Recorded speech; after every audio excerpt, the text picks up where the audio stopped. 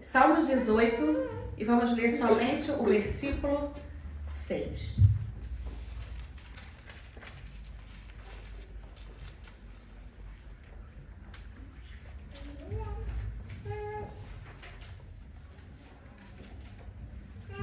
Amém? Amém. Salmos 18, versículo 6 diz: Na angústia invoquei ao Senhor e clamei ao meu Deus. Desde o seu templo ouviu a minha voz.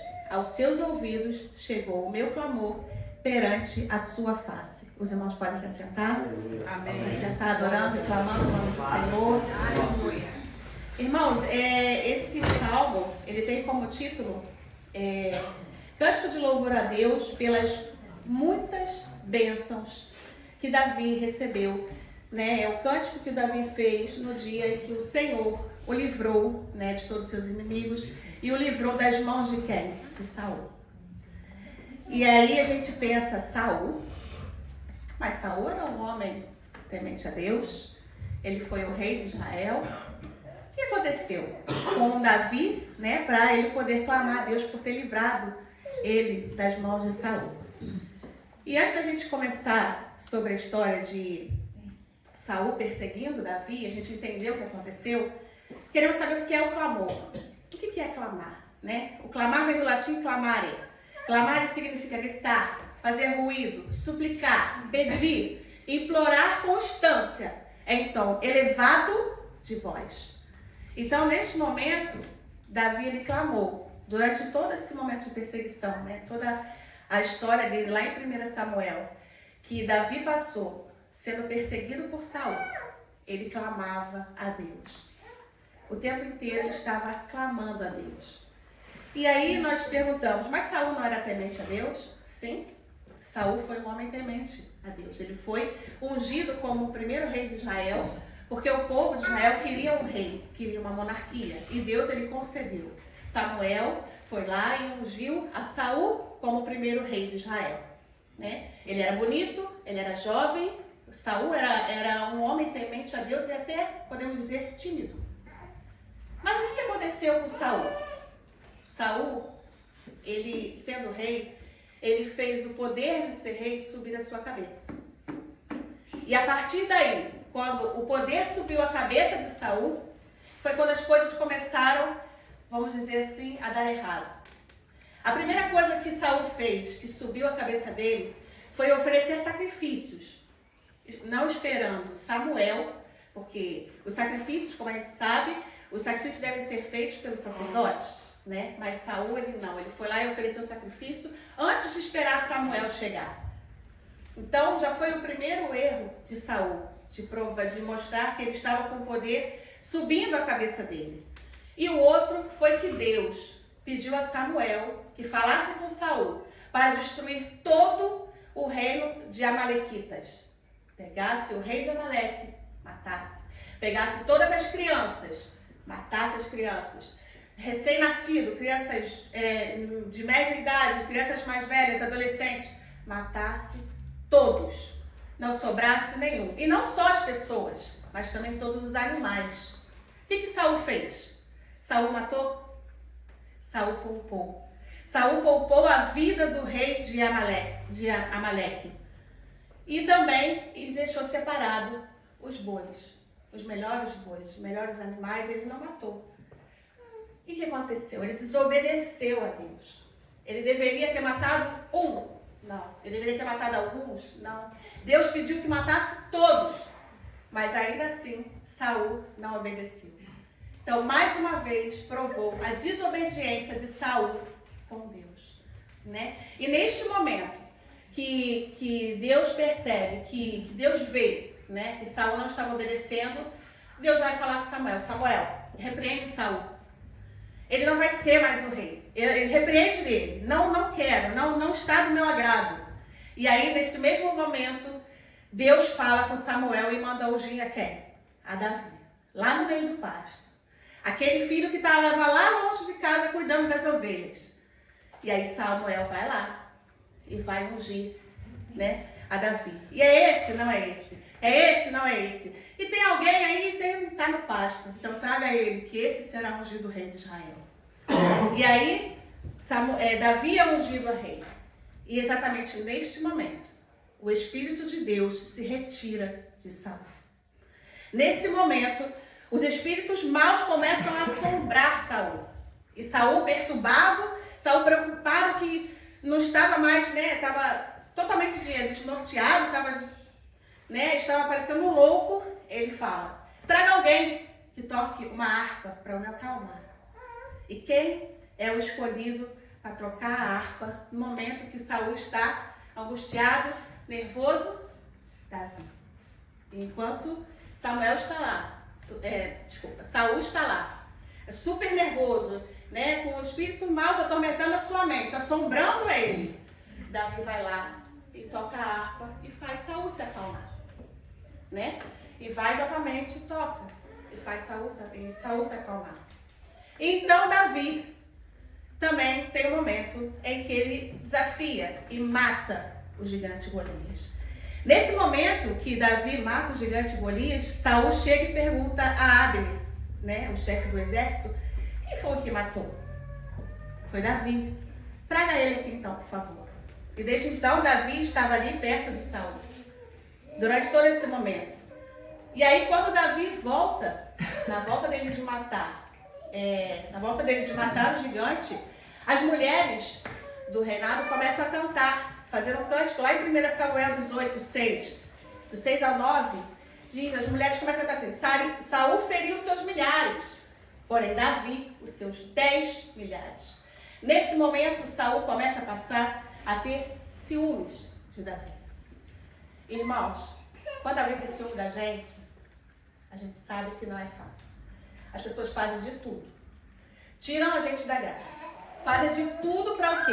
Tentar nos fazer parar, E foi esse momento que Saul começou a perseguir Davi. Davi tocando a harpa. Saul agindo como louco. Ele pega uma lança que ele tinha em mãos e ele fala: eu vou espetar Davi. Ah, mas eu vou espetar Davi. Porque ele estava o quê? Ele não tinha mais o Espírito de Deus. Ele estava como louco. E ele tenta 2 vezes atirar a lança em Davi. Mas Davi escapa. Ele esquiva, Ele foge de Saul. E aí, nesse momento, Saul, ele ainda tenta, depois, mais pra frente, ele tenta outras vezes perseguir, matar Davi, Mas o Senhor estava com Davi. E Saul sabia que o Senhor estava com ele. E por causa disso ele tinha medo. Saul tinha medo. Porque Davi era o escolhido de Deus. E lá em 1 Samuel 18, 13, Davi ainda coloca ele para comandar 1000 homens. E tudo que Davi fazia, 1 Samuel 18, 14. Bota ali para mim, por favor. 1 Samuel 18, 14. E tudo o que fazia dava certo, porque o Senhor estava com ele. 1 Samuel 18, 14.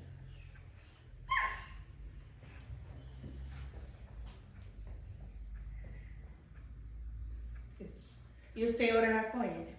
Vamos ler todos juntos. E Davi se conduzia com prudência em todos os seus caminhos, e o Senhor era com ele. E o quem?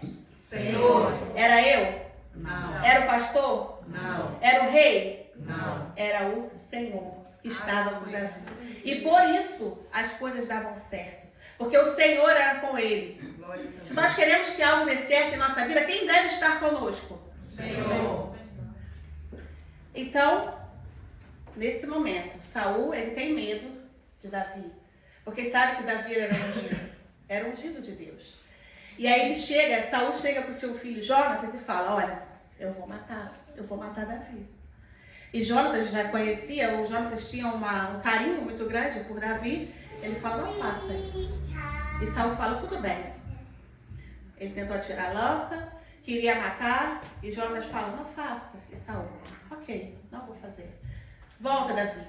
Davi volta. Para onde estava Saul? E Davi continuava servindo a Saul. Ia lá, tocava a harpa novamente para acalmar Saul.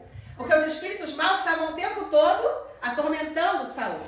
Ia lá Davi e tocava. E mais uma vez Saul tenta matar Davi com a lança. Ele tenta usar a lança para matar. Davi novamente foge, mas dessa vez ele escapou pela janela e fugiu. E aí ele foge, ele se esconde na caverna, né? Jonatas ajuda ele a falar, olha, Saul tá vindo, ele quer te matar, cuidado.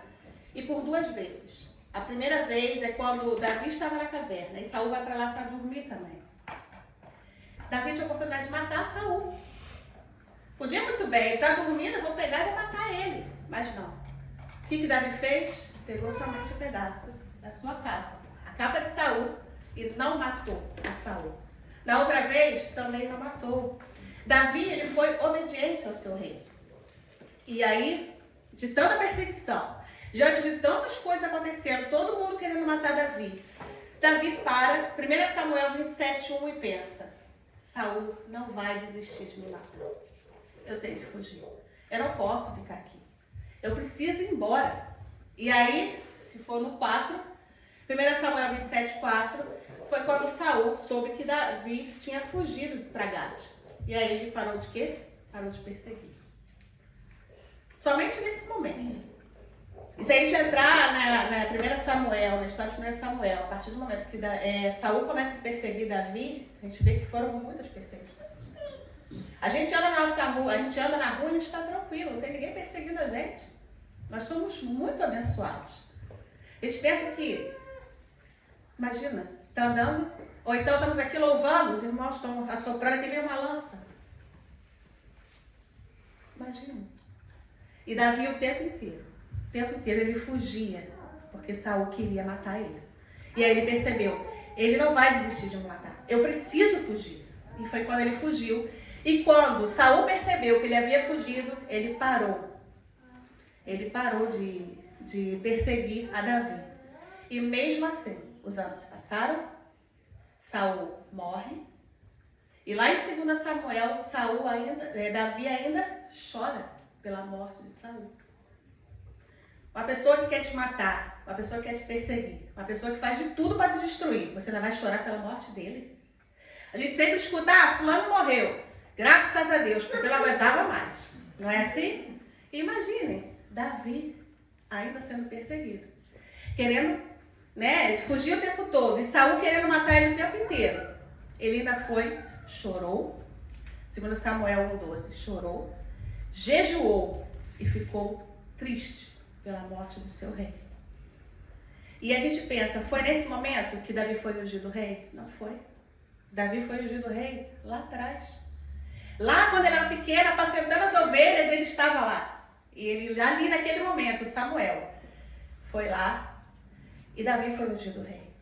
E todos esses anos, a gente pode dizer que Davi ficou na dispensação de Deus. Davi não ficou esperando. Porque esperando é o quê? Ele está numa fila. Estou na fila do banco, estou esperando meu número. Estou esperando. Davi não tinha ambição. Davi não queria correr para virar rei logo. Ele ficou na dispensação de Deus. E obedecia ao rei que estava no momento. E a gente pensa, diante de toda a perseguição, de tudo que Davi passou, Davi clamava a Deus. Salmos 18:6. Davi clamava a Deus. Mas quantas vezes ele clamava? Vamos lá em Salmo 119 e 164.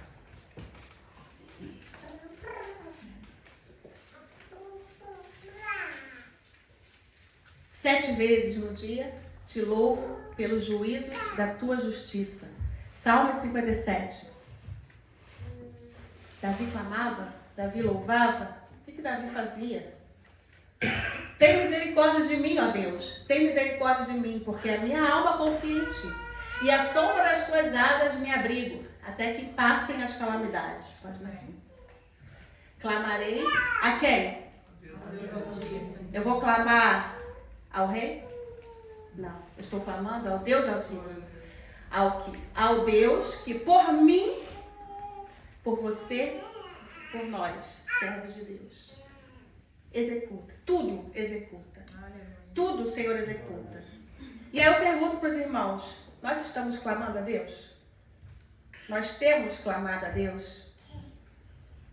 Ou a gente está andando na rua e o que der, deu. O que vier vir, veio. A gente clama ao Senhor quando a gente levanta.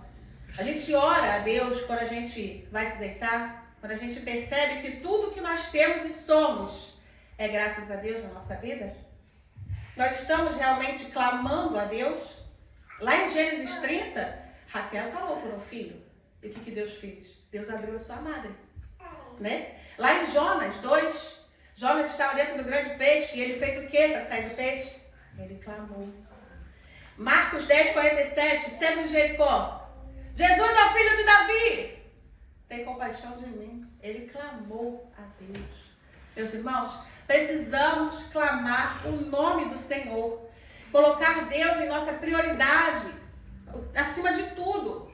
E clamar a Ele. Ah, minha irmã, mas olha, não recebo. Eu peço a Deus as coisas e não vem. Nada. Eu já pedi tanta coisa, Deus não me dá. Eu já pedi tanta coisa. Peraí, já pedi tanta coisa? Tiago 4:3. Pediu muita coisa? Já pedi de tudo. Já pedi até o menos. Eu queria um carro com 4 portas, eu pedi um com 2. Eu pedi um emprego para ganhar 5 mil, eu pedi agora para Deus um emprego para ganhar com 3. Mas pedis e não recebeis, porque pedis mal, para o gastardes em vossos deleites. Como a gente está pedindo? A gente está colocando a nossa vontade em prioridade ou que o Senhor faça a sua vontade em minha vida? Como que nós estamos pedindo? Como que nós estamos clamando a Deus? E ainda Eclesiastes 3, há tempo para tudo, permitido e decidido por Deus, de todas as coisas. Deus determina o tempo de tudo. Estou clamando já tem 5 anos, espera mais 5. Estou clamando tem 10 anos, espera mais 10. Irmã, estou clamando há uma semana. Ih, meu irmão, tem muito caminho pela frente. Deus ainda vai fazer lá na frente. Mas clame, não desista. Clame ao Senhor, porque Ele vai fazer em sua vida. Pede, né? Colocando, Senhor, a sua vontade, Pai. Não é a minha vontade, não é o que eu quero. É o que o Senhor quer na minha vida.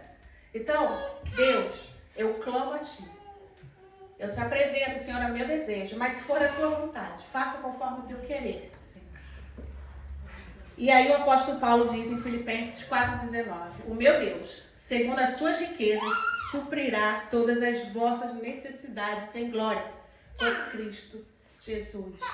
Ele não vai suprir os luxos. O Senhor não vai suprir, eu quero ter algo mais caro para poder... Não, o Senhor vai suprir o necessário. Nós não precisamos mais do que o necessário. O Senhor há de suprir por Cristo Jesus as nossas necessidades. E é Ele quem nos salva, é Ele quem nos livra das nossas aflições, é Ele que nos ajuda em nossos problemas, é Ele que quando a gente está lá no quarto, quietinho, triste, vontade de largar tudo. Mateus 6 diz, chore, né? Você fala, não consigo. E Deus fala, e Jesus fala, entra no seu quarto, ore a Deus. Não precisa falar para todo mundo, no seu íntimo. É onde Deus mais te ouve, porque você quebranta o seu coração. Você se entrega a Deus, você fala, Deus, olha, estou clamando a Ti, Senhor, não aguento mais, Senhor, não aguento, está difícil. Clama ao Senhor. Quero desistir, clama ao Senhor. Não aguento mais, clama ao Senhor. Não vou mais orar, clama ao Senhor. Clame ao Senhor e Ele ouvirá a sua oração, o seu clamor sincero.